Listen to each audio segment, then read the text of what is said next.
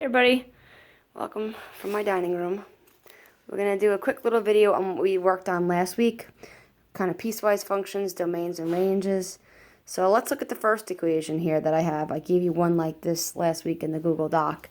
So it says, if f of x equals 4x plus 5, what is the value of f of negative 3? Well, take a look here. I went from f of x to f of negative 3. That means that I substituted the x for negative 3. So that's all I'm going to do up here is instead of having x, I'm going to substitute in negative 3.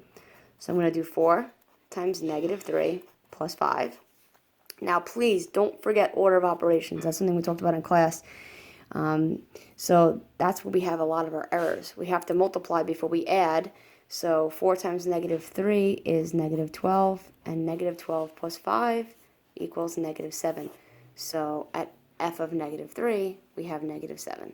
Now we could use our graphing calculator and throw it in and see if I typed in this function, which is linear, 4x plus 5, where am I at negative 3? You'll get negative 7 there also, but this is pretty easy just to substitute it in. Now on one like this, let's just don't forget, domain means that that's your x's. That's the way your x's are looking. And your ranges are your y's. So in this question, if the domain of the function f of x equals 2x squared minus 8 is negative 2, 3, 5, then the range is, well, we have to find our range or our y values. And now I have two ways to do this. One very easy way is to just go into the calculator. Now I already went into y equals and I typed in this function 2x squared minus 8, and I'm going to go to my table to see, well, I'm looking for certain domain numbers, and domains again are x's. These are my x's, domains are my x's. So I'm looking at negative 2, 3, and 5. Well, if I look at negative 2, let me go up to negative 2. When x is negative 2, y is 0. So there's my first one, 0.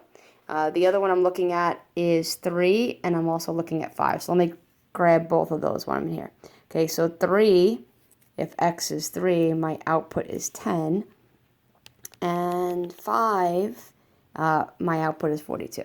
So that means that I have in here my range, my y values are 0, 10, and 42 for these domains. Now, if I didn't have the graphing calculator and I wanted to do it by hand, it's pretty easy too.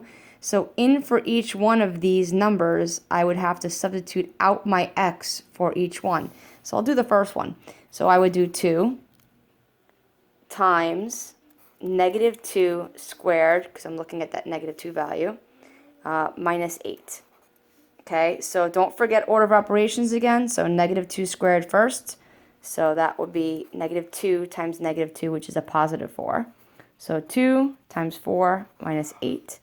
Well, 2 times 4 is 8, and 8 minus 8 is 0, which gives me the same answer as I have here. And I would have to just keep going.